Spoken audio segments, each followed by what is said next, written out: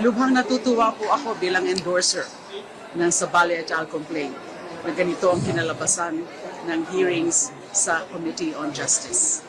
Probable cause was declared to have existed in both complaints. Probable cause.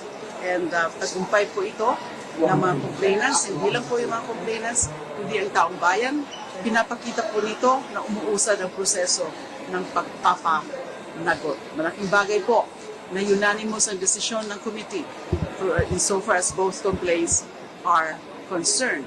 At ito nga po, siguro naman makakabigay tayo ng mensahe kay VP Sara Duterte na hindi po siyempre nagugustuhan o nagustuhan ng komite na hindi siya nag-a-appear dito.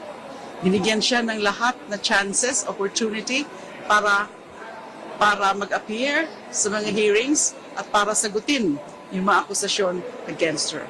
Ano po ginawa niya? No show. Inisnab niya po ang proceedings na ito. Hindi po siya pwedeng magreklamo na hindi siya binigyan ng chance. Kasi lahat po ng pwedeng chance na ibigay sa kanya ay naibigay sa kanya.